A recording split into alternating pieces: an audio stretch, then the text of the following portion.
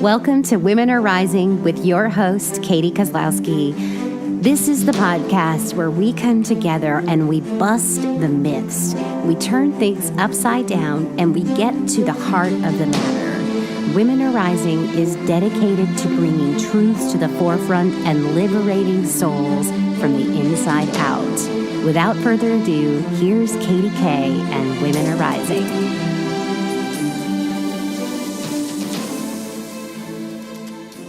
Hi, guys. Welcome to another episode of Women Are Rising. I'm here with Johanna Burkhardt, and we are having another one of these super raw, super authentic conversations about more of those juicy topics that we go through, that we experience in what we call life. So we're going to journey around and just get a look at some of these buzzwords that we often sort of sweep under the rug, and hear Johanna's story of a couple of things that happened in her life that are pretty amazing. So welcome, Johanna. I'm so happy that you're joining me for this episode of Women Are Rising. And the first thing I want to ask you is, I put a call out to women saying, who has a story to share? Why do you want to share it? And all that good stuff. And I had all these people respond, and you responded. And can you just share a little bit about why this is important to you, or what inspired you to join this message, this call for Women Are Rising, and a little bit about your background or what brought you here? Yes. Thank you for having me. When I saw the call out, I was like so excited. I was like, yes, because this, my end game, my end goal is to just share my story and help women realize that there is a way out, that there is a better way to live your life, that things that happen to us aren't to us, they're for us, and we need these things. And that no matter how bad it looks on the outside, there's light at the end of the tunnel. You just have to have faith and believe it and ride the wave to get through it. Yeah.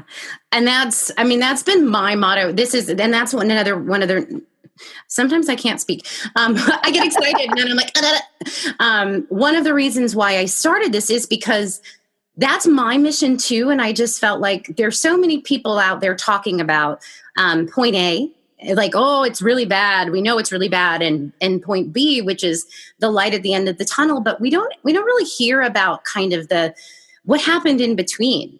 Yeah. What happens in the gap? Like, what happens in the space between point A and point B? And also, I think that one of the things that's going to help us do this collectively is to actually tell the stories, because a lot of times people look at me and they say, oh, she's got it all together. Oh, she's so happy. She's so carefree and perfect. And I'm like, oh, if you only knew, right? Half of it. I'm a happy person, but there's like a whole other world happening inside me, and there's experiences and there's stories, and it looks kind of like this thing of like, if I tell people my story, am I a victim?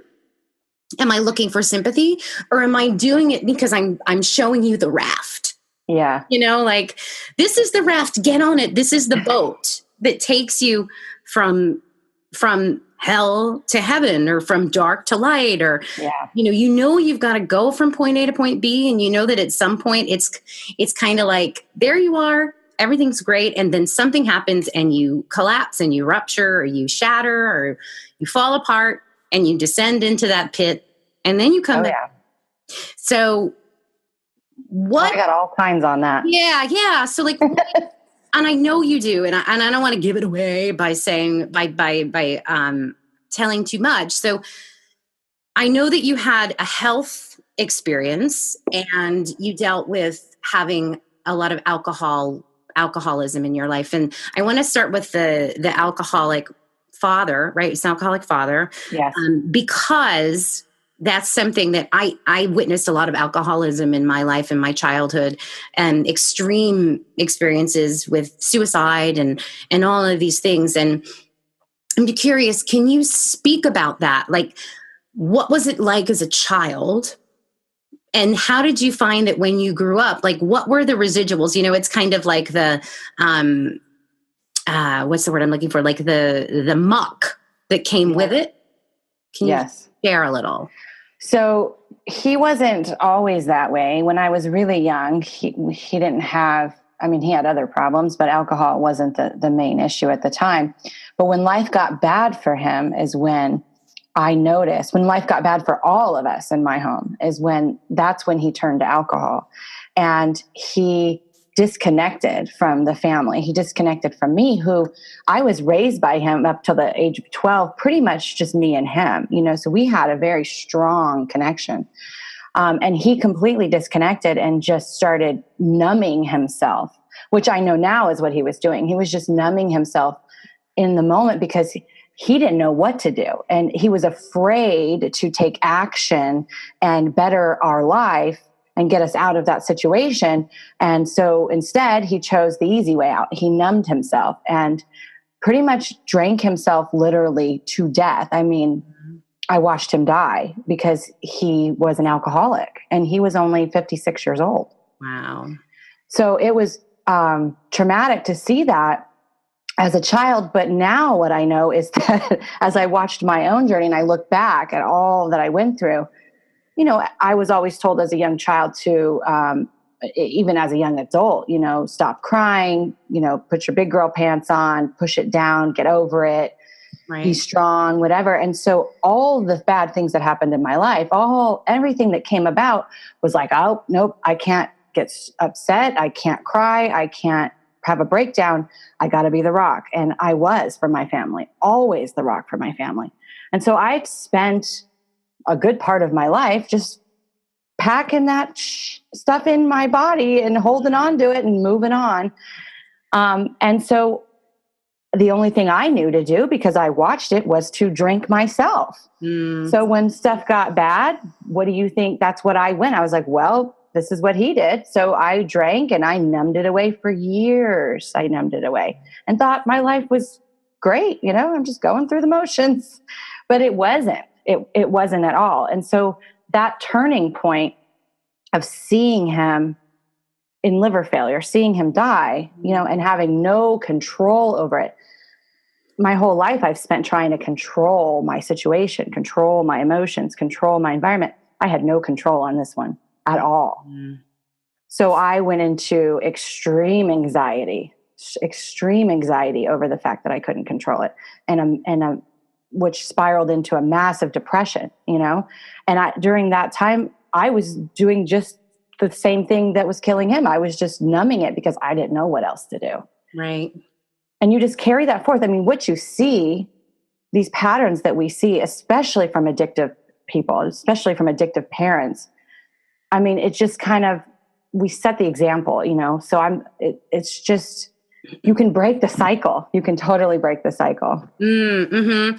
And that's such a powerful statement, right? That breaking the cycle. And I know because it's something that came through my family too, is fascinating because I've had all of these experiences and I've been in all these sides and I know the alcoholism and I know the suicide and I know the abuse and I know all of these experiences that, one of the reasons why I was like, well, we got to start talking about this stuff is because I know that I have this arsenal of experiences and I witnessed exactly what you're talking about in my own life and in my own family. And it's such a heartbreaking thing. And yet at the same time, it's like, okay, so this is what I inherited, right? Like This is what my life is.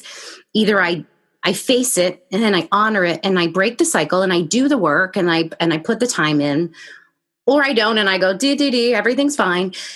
And you soldier on and you carry it with you. But in the space between those points of like, it's happening and you're going to make a choice and the future is going to be what the future is going to be, right? Point B is like, either you break the cycle and you change or you keep your blinders on and you don't. Yeah. Is the place where all the stuff happens, right? And my question for you is, as someone who grew up having that, how did you feel, or how did you deal with the sort of and I think you mentioned this when you when you answered my questions about why you'd want to do this conversation in the first place is the anger, right? The resentment, the shame, because I don't know about you, but for me, a lot of times I looked at other people and I said, gee, like they didn't have any of that. Yeah. They had parents that like loved them, that were accessible. Now my parents were not the ones that were the alcoholics. It was the grandparents and the uncles and the everyone but my parents. But it was still in my house, and I still witnessed it, and it still affected me. So what can you share, or like what can you speak to about when that's in your life, and not like being mad and being like, damn you, God, like my life sucked. I didn't have parents that took care of me. Like, how did you deal with that? Well, gosh. And if you don't know, that's okay too. You don't, in the moment, in the time, you don't deal with it, because I was like that in the beginning. Most of my adult life, I spent taking care of my father. Even when he was alive, he used to call me his secretary, because I handled every part of his life. I was an enabler of his behavior. And I did, even though I loved him, and he was, and will still be always the greatest man in the world to me, and was the best man aside from his illness and his addiction, was that I put my life aside for him always. And so there was a ton of resentment. There was a ton of anger, and like, why didn't you change? Why didn't you do these things? And when he died, I was pissed off that he died. I was like, why couldn't you, why, I moved from coast to coast thinking I can escape this. I can run from it. I can hide from it and not be his enabler anymore and have my own life. And the truth of the matter is, you can never run from your problems. They will hunt you down and find you and smack you in the face. And they did. They did. And, he just said, well, she's not here, so I'm going to hide it from her. So I had no idea he was dying. I had no idea he was that sick. So when that came about, it was too late for me to save him, or in my thoughts that, I thought I could save him, and I couldn't. He was way beyond. And so I was pissed off at that too. But here's the difference is I wasn't expressing my emotion. I wasn't telling him I was pissed off. I wasn't telling the world I was pissed off. Well, my husband probably knew, but that's about it. I didn't express and expel the emotion from my body, from my mind, from my heart. And I just pent it all up. And that is the most dangerous thing you can do. It's okay to be upset. Right. It's okay to cry. It's okay to be emotional about the circumstances of growing up. But the way to get out of that, the way to move past it, is totally radical forgiveness. It's complete and utter radical forgiveness. And realizing that they were doing the best that they could at that moment in their situation, that they knew how to do, right or wrong. That's what they did. And that has nothing to do with me. It has nothing to do with who I am or where I am.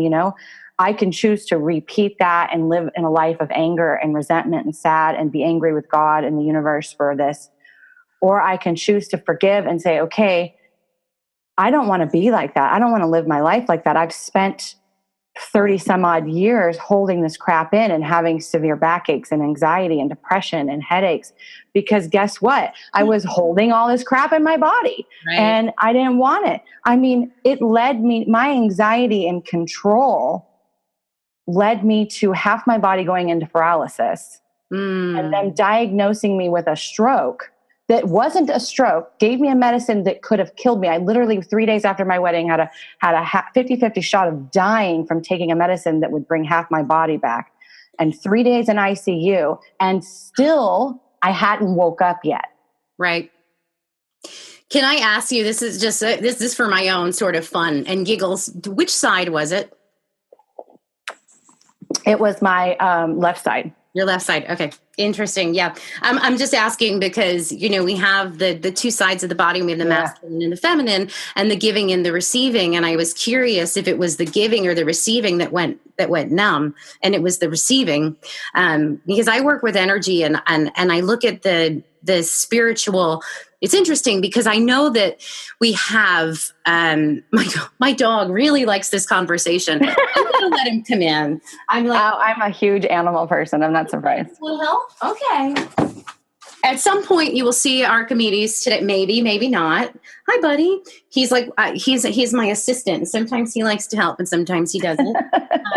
Apparently, he wanted to come in, but I asked about that because that's one of the commonalities I hear so often is like my body, right? I have body aches. I have this, I have that, and the packing it on, and that we are like storehouses of emotion, and that we do keep it inside. And so there's all of these layers of what happens, and why it's so important, but also kind of like and you said like the radical forgiveness, and I don't know why I'm sharing this in this particular time, but one of the things that I experienced is I have tons of friends that do healing modalities and all of this stuff. And I went to this one particular woman recently that does something called havening. And havening has to do with stroking, actually physically stroking the body and stroking the meridian or the points, certain points. And I found that it was the most, for me, profoundly healing experience because it was the radical forgiveness of the body. And I was literally saying, like, I'm so sorry. Like, I'm so sorry. And forgiving my own body because I stored so much in it. I don't know why I'm sharing that today on this particular conversation, except that, you're talking about how you stored it all inside. And we're looking at, okay, so how do you forgive yourself for all of that? Because I know what that feels like too. And it's like, there's so much, there's shame. Oh, there's a lot of shame. And in the first place, right? I still deal with shame. Once I went through the majority, because you're always on a healing journey, majority of the healing work, and stepped up into this platform of speaking my truth and really just trying to shed that light. I all of a sudden was afraid of being seen because had this huge shame of even going on Facebook Live, because I was like, I know there's thousands of people watching this and I don't want them to see me, because growing up, I always wanted to be under the radar. I didn't want anybody to see how I lived or who my parents were or what my life was, because I made sure on the outside it looked all nice and pretty. Nobody, like, everybody just see the outside. It's pretty. Don't come too close. Because then you'll see the truth. And don't open the box, right? Don't open the pages of my journal.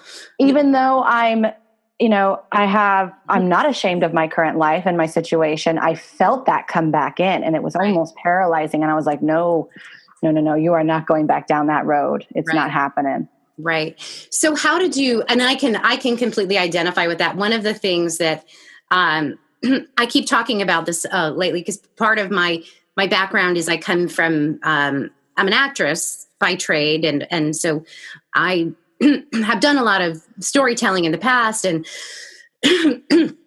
my throat has something to say about your episode. And you're wearing blue, which is the throat chakra. So sometimes things get cleared. I'm like clearing things as we speak. I have to have my little blue ring on, but, honey, I'm crystal packed. Exactly. It's just a little visitor from the past chilling in my throat. But I've been watching Transparent, which is a series about this particular family.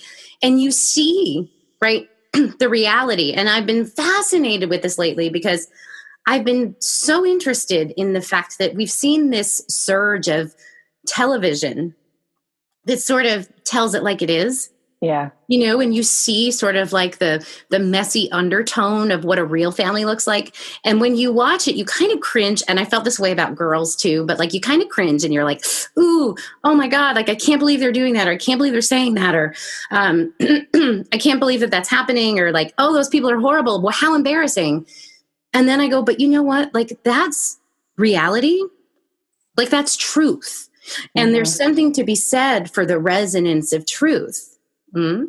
And of course now my throat's clear, but the fact that we're so afraid to be like, this happened to me. And the fact that somehow we think that that's going to bring us down. Yeah. You know what I mean? It's the fear of judgment. It's the fear of other people judging you, not wanting you, not accepting you, Right. and that carries on from stuff I experienced as a child that, still gets to be worked on. And people think that you can take this magic pill or do this one exercise or this one thing and they're all going to be better. No, honey, it's the journey. It's the work. It's this, that's what, I was saying that the stroke and the paralysis and the 3 days in the hospital didn't wake me up, because it didn't. Right. Like it took more than that. I had to go through the darkest of dark so that I could wake up. I was on the brink of suicide. So depressed. You're the second person who's talked about being on the brink of suicide. And I also was on the brink of suicide. And thank you for saying that. I'm going to let you talk in 1 second. I'm sorry I sort of jumped in there, but No. I want to kind of interject this because it's really important.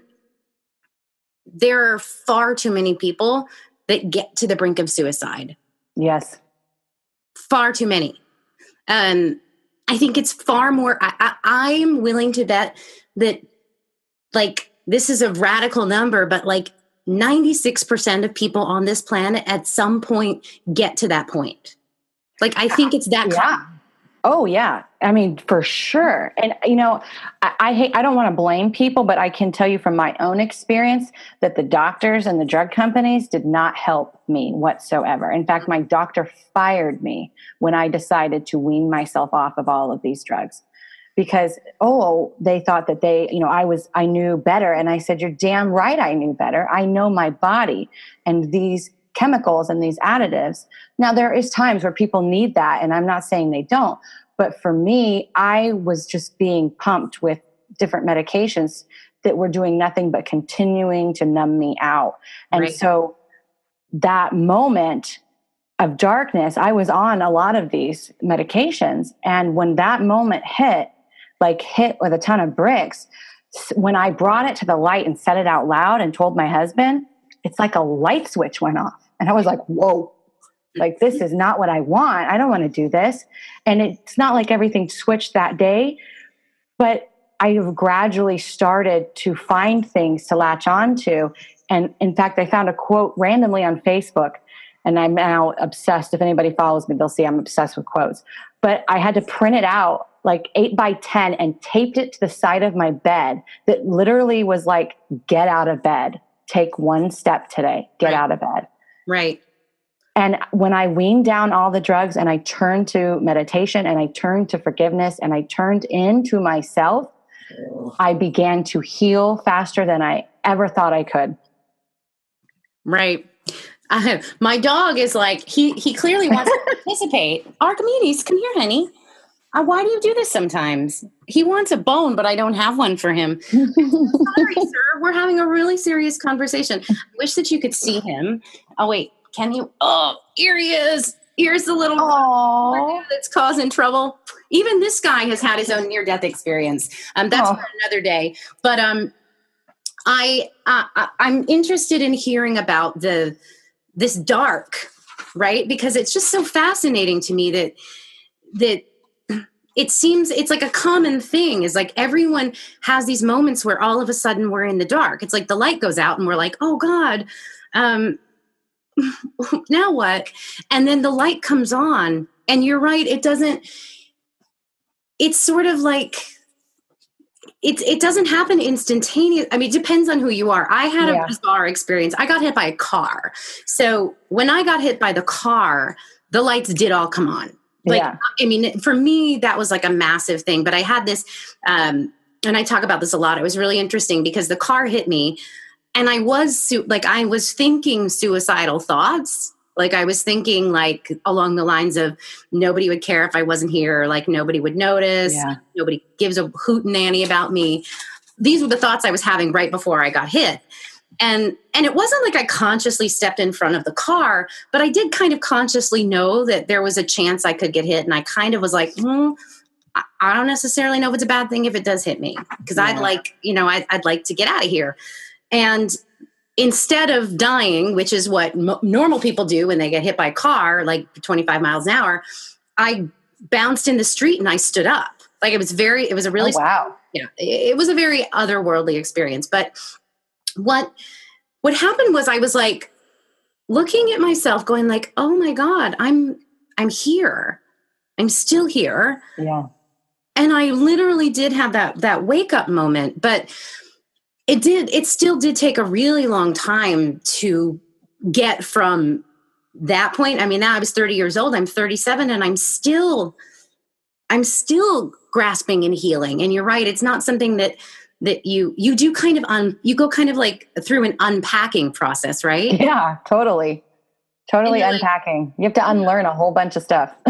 Yeah. And so how can you encourage others as someone who's gone through this, right? And as someone who's had these experiences, who had a challenging past, which I would also argue to say that like maybe not 98% of us, but there is a huge majority of people that have experienced something. And another reason why I started doing this in the first place was because somebody brought to my attention the number of women that have been sexually assaulted or experienced sexual abuse. And I don't remember what the number was that she gave me, but I was like, that is appalling. And that is like a very, very, very huge percentage. And what shocked me about it was that I would guarantee you that for most of us, we're not even aware that what's happening is wrong until it's too late. Or not too late, but until it's much later. It's never too late, but it's definitely too late to stop it in that moment. You know, it took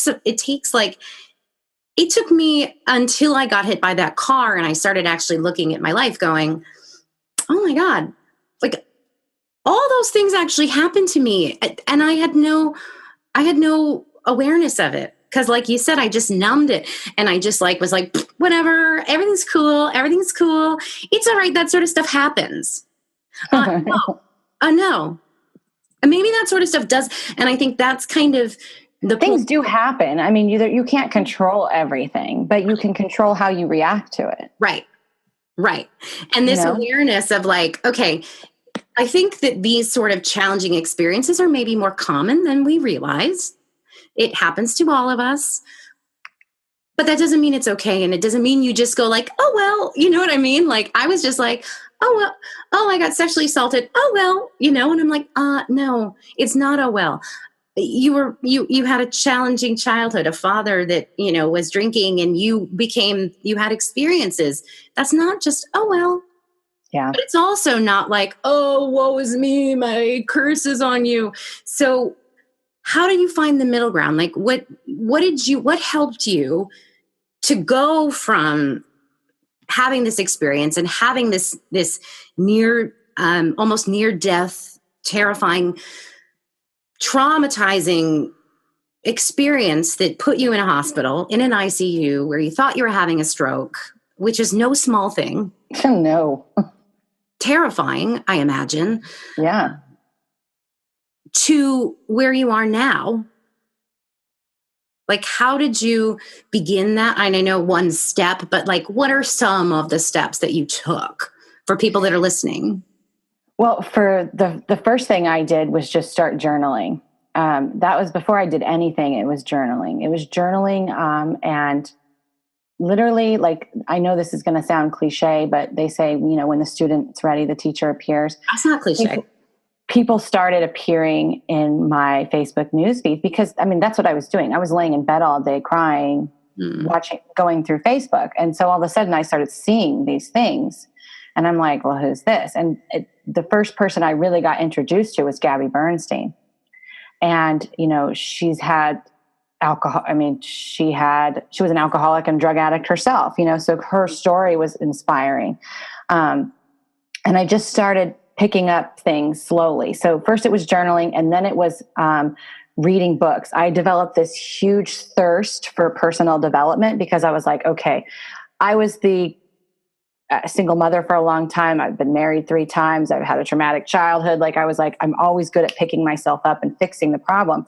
So my first instinct was to go get every book on the planet. So I'm seriously versed in probably every self-help author you can imagine because I was reading like a book every 2 days. I was just enveloping myself in this personal development. But what I was doing was I was highlighting and picking up things that I needed, and just taking it from there. And I kind of accidentally fell into a coach, literally like, it was like a money mindset program or something I totally didn't need. Right. And I was like, I don't know why, but I totally need to take this course. And I never even really knew about coaches back then or anything. I was like, well, okay. The cart closed at midnight. I signed up at 2 a.m. and somehow still got in. And in that whole 6-week process, not the money part of it, but the mindset, I was like, oh, like there's something to this. Like I've got to rewire my brain. Like I am something, I can fix this. Like this is not my fault. Like, and it's not our fault. It's like, oh whoa. Yeah, there's that buzzword. There's that ding, ding, ding, ding, ding. Like, I didn't create this. I can change this. And so that was like the next step for me. And with reading Gabby Bernstein and following her is when I really got introduced to meditation and started meditating.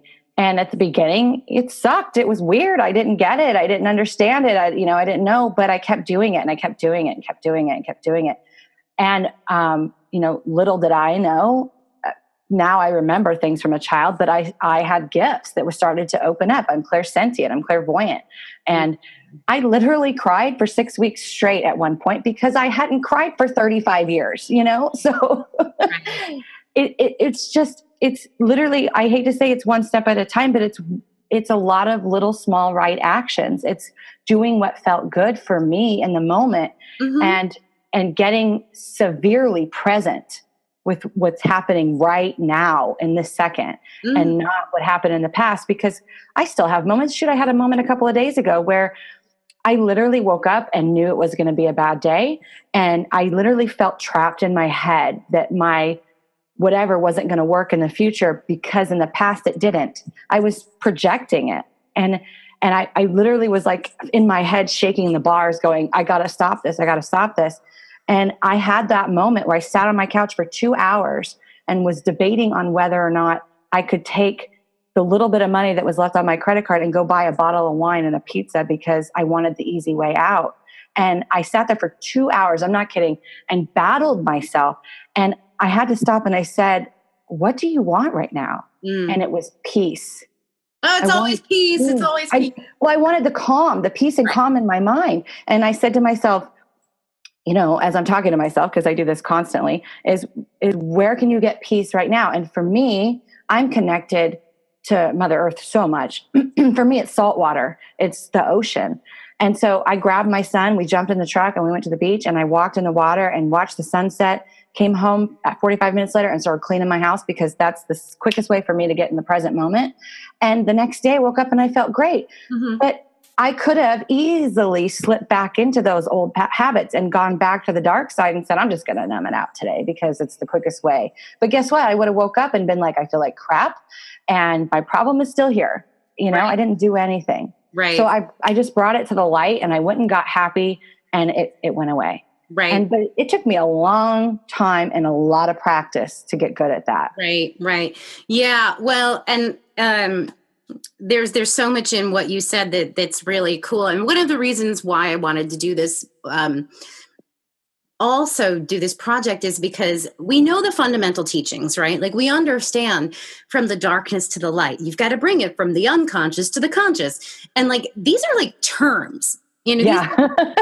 This is like a math equation. It's like someone handing me, a math equation and saying it's X plus Y to the third power over Z equals peace. And you're like, yeah, but I don't know how to do that. Like, what does it mean? Surrender. People are like, what is forever? I'm like, how the heck do you surrender? What does that even mean? How do you let go? And for me, it's like, that's what I needed to do. I needed to let go. I needed from an ex-control freak. I needed to let go and surrender. Right. And so my understanding and my best way to tell people to surrender, because I know there's still millions of people who want to know how the heck to do that, is like when you're trying to fix something and you're just like, you know what?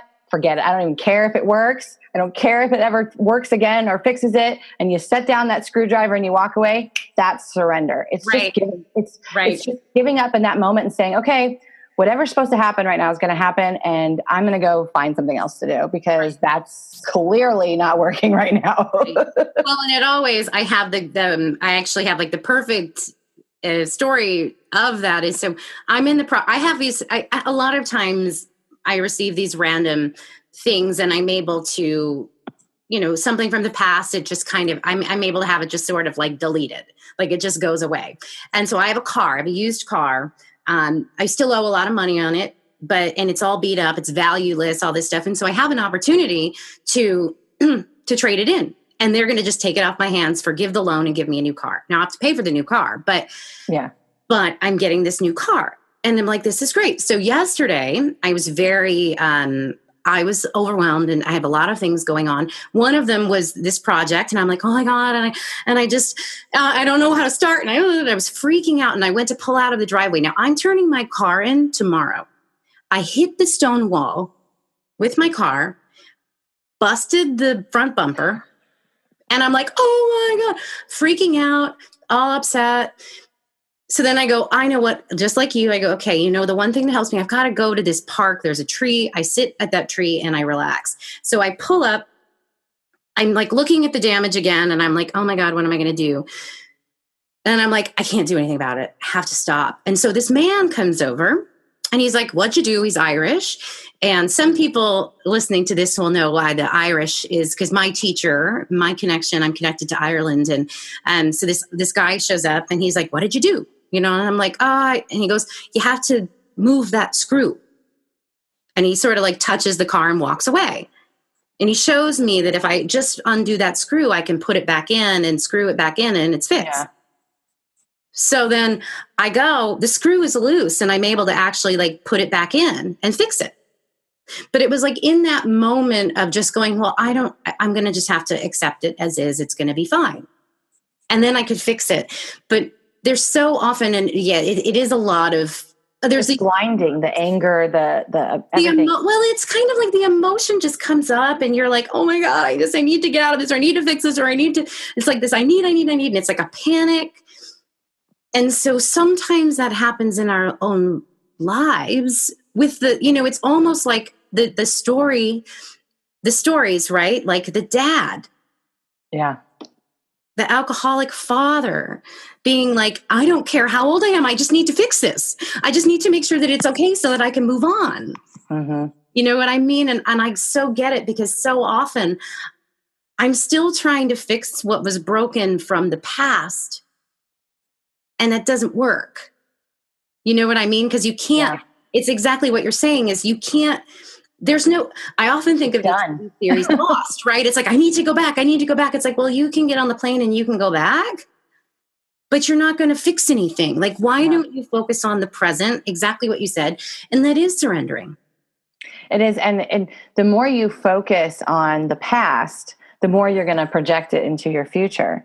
So if you're so worried about that, you're just going to repeat it. I mean, I did for years. I married the first two marriages, I married the same man twice. He just looked differently, right? Right. Oh, yes. And he was just like they both had, addictive tendencies and were, the same people. And it's that pattern. We keep focusing. And so that's all we're going to bring. So when we stay present in the moment, 5 minutes from now, you can make a decision that's going to change tomorrow forever. But you don't know that. You can't predict the future. So just worry about you're safe right now, what's going on right now, and how in this moment, get happy and change it. Right. I was thinking when you said what side of your body, and it was the receiving side, I spent my whole life giving. I took care of my siblings when I was little because my parents had checked out.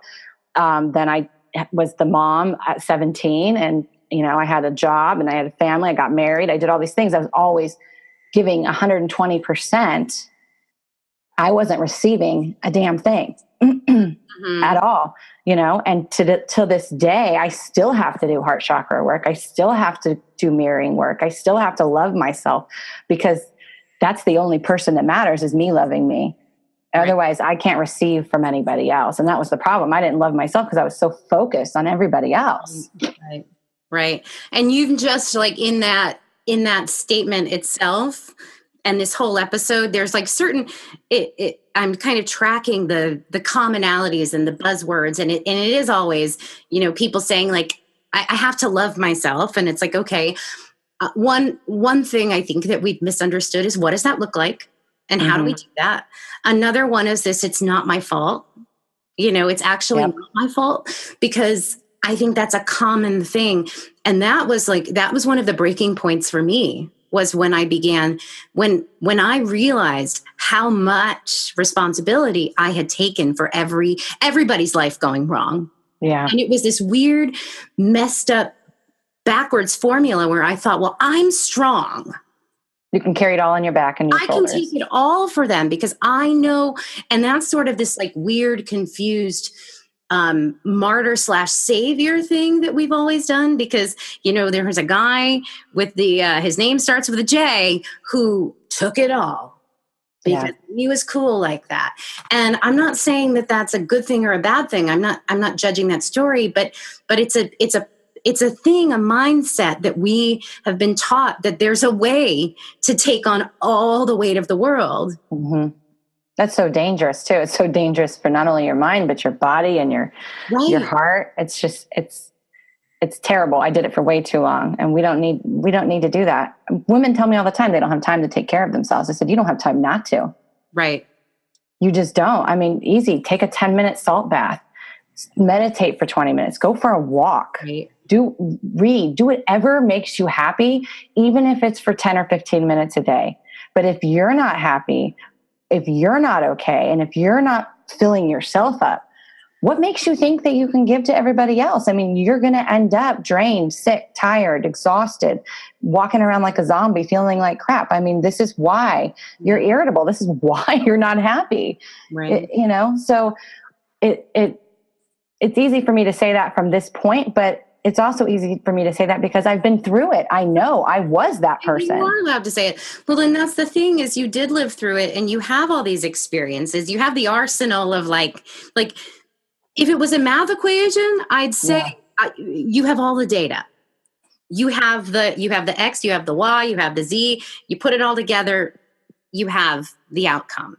Yeah, like it's. I think that in some ways it's a lot simpler than we've been making it. It's literally a math problem. It is. It's so simple, but I think that's the thing, is people think it's too easy. It can't be that easy. Everybody expects that it has to be hard. We're conditioned and trained to believe that life is hard. Right. It's hard knocks, the school of hard knocks. It's just, that's life. Get over it. Bad things happen. No, it doesn't have to be that way. Right. You choose. It's your choice. It's the number one thing I tell people is, don't say I couldn't, I can't, I shouldn't. I choose. Take your power back and choose to do what you want to do. And F everybody else. Like, they're not the ones that are living, they're not in your body. Right. And it's so easy to kind of allow all of this other stuff to kind of like, I said before to someone else, it's like we wear like a cloak, and it's like we have it on and we're like, I just don't like, it's safe. Yeah. In a way, it feels like it's familiar. And what I'm looking at is that time, like, it's time to take the cloak, the energetic cloak off, not just for me, not just for you, but for everyone. And that's that I could just as easily do this in my own closet and just with me. But I don't think that that's what we need now, is to see that across the board, this is the reality. This is the truth. And we all have a math problem. Mm-hmm. Like, it doesn't matter who you are. You have an X, you have a Y, you have a Z, and you have an outcome. And it's true. You said you wanted peace. That is actually the fundament. That is, at the end of the day, that's what we all want. That's what the soul wants. Once you get there, that's the ticket home.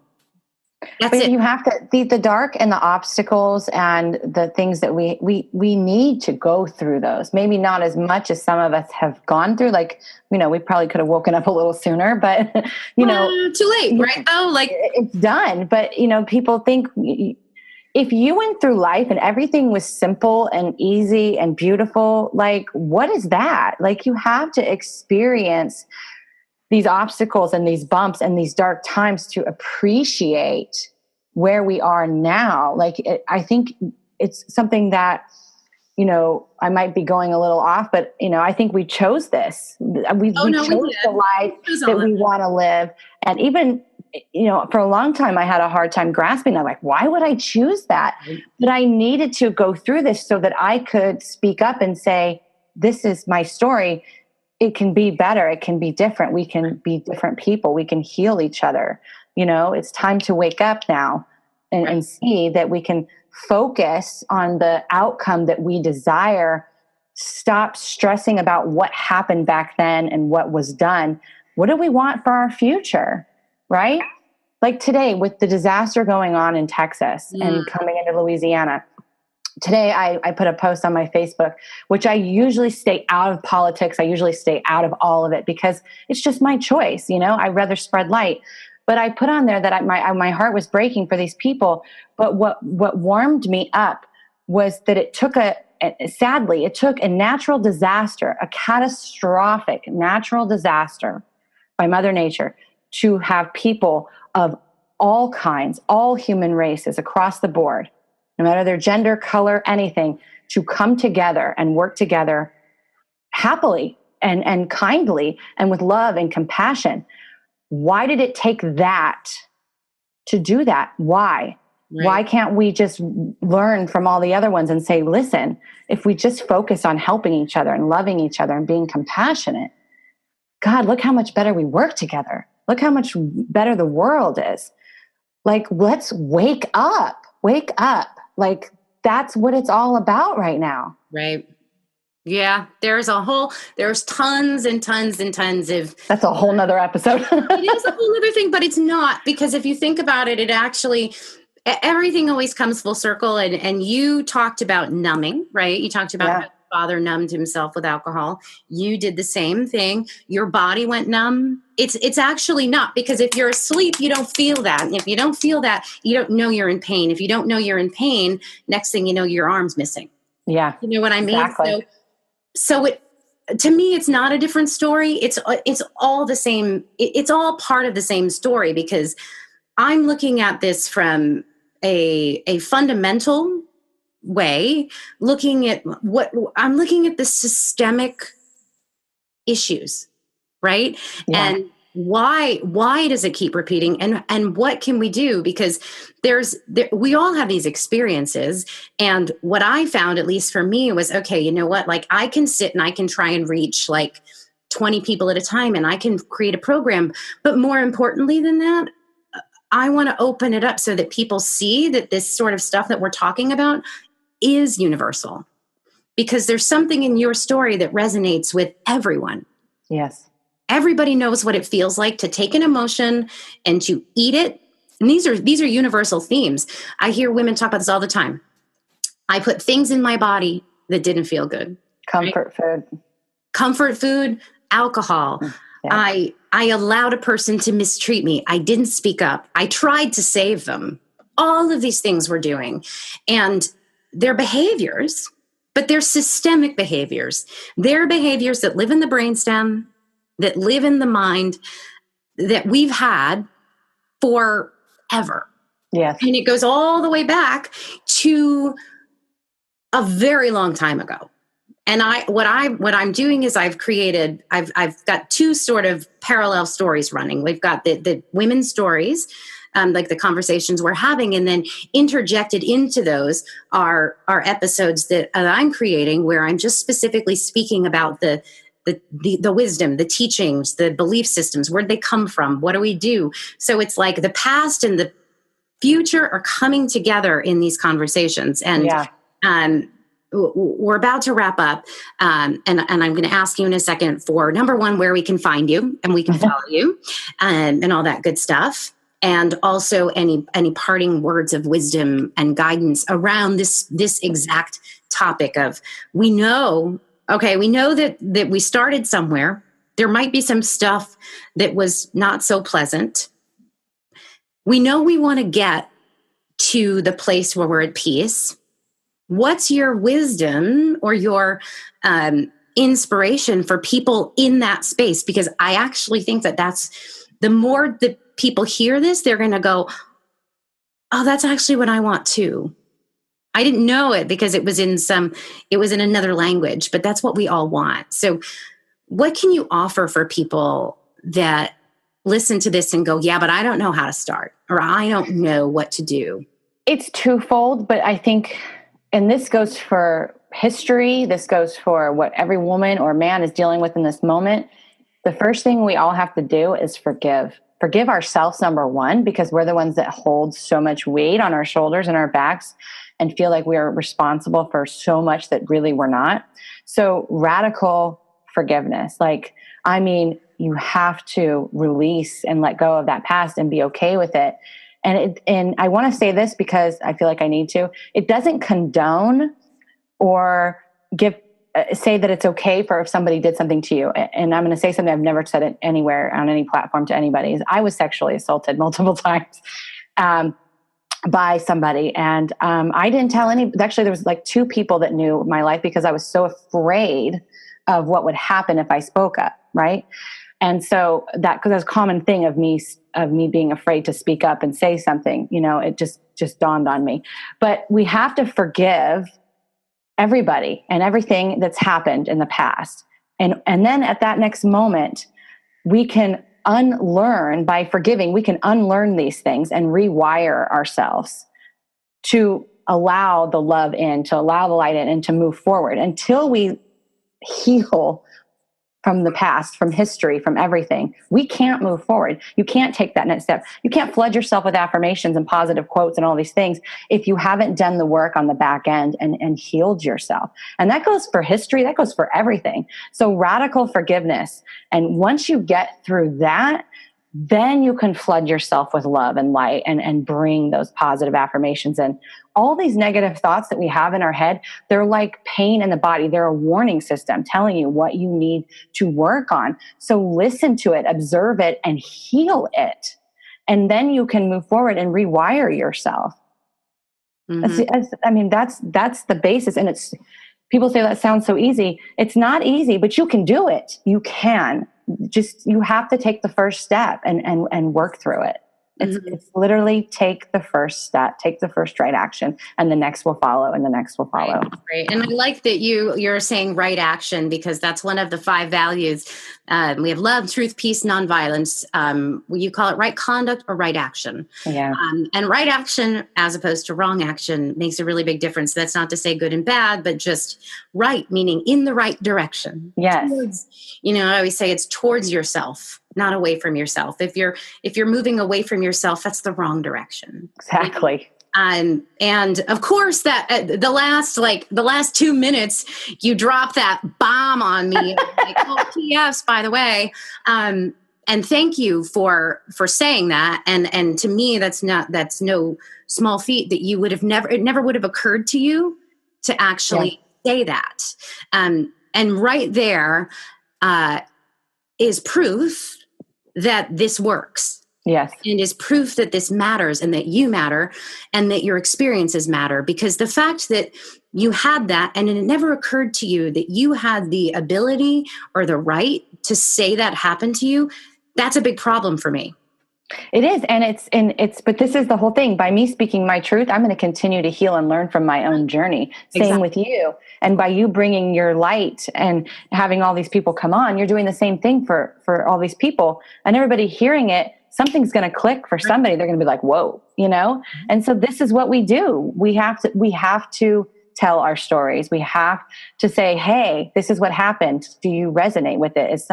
It's okay. I can help you. It's okay to speak up. It's okay to tell your story. It's okay that you're not perfect. Right. What? I'm not perfect. Oh, I know. Are you kidding me? People can't see my, if there's a video, you can see my face. You can see my face throughout this whole thing. And yes, thank you so much for sharing all of that. It's so true. And I think that more importantly than anything, it's the story. It's like, just for some reason that was like missing in the equation. And before I have you tell us where we can find you, I thought about this and I thought about, okay, so how did the Greeks and the Romans teach? How did they deliver? How did the Mayans deliver this information? How did the Egyptians do this, right? They had stories, plays. Yeah, they wrote them on the walls. They wrote them on the walls. They made art. Mm-hmm. They expressed it. That's what all that stuff is. Yeah. The plays, the stories, the rituals, the dances. The rituals, everything was just storytelling once upon a time. Yes. And the teaching of that and the healing of it and the witnessing of the story in itself. So thank you for sharing all of that, because it's not just your story. It's the actual, there's a journey and there's a healing that occurs. And by just sharing it, it does, it makes a massive, profound difference. So thank you for sharing all of it. I'm so grateful. And I hope everybody's enjoyed this thoroughly, and follow her and tell us where we can find you. So you can find me at johannaburkhardt.com, or you can find me on Facebook at Spiritually Empowering Women, because that's what I do. Great. Yeah. Awesome. So follow her, check all that stuff out. That'll all be linked underneath the episode as well at the website. And you know that I am a massive, massive proponent of continuing the conversation. So if you've listened to this and you're like, yes, I want to respond. Yes, I want to reach out. I want to say something. Keep the conversation going at womenarising.org. Share your story. Let us know how this resonates with you, what this lit up within you. This is a round table. This is an open discussion. So thank you so much for listening, everybody. And as I always say, let love be your sword and truth your mission. Thank you. Thank you so much for listening and joining us for Women Are Rising with Katie Kozlowski. If you love the conversation and you want to join us for more, come check us out at womenarising.org and jump on our mailing list, grab yourself a free meditation, and join the Women Are Rising family. We can't wait to hear your war story at womenarising.org.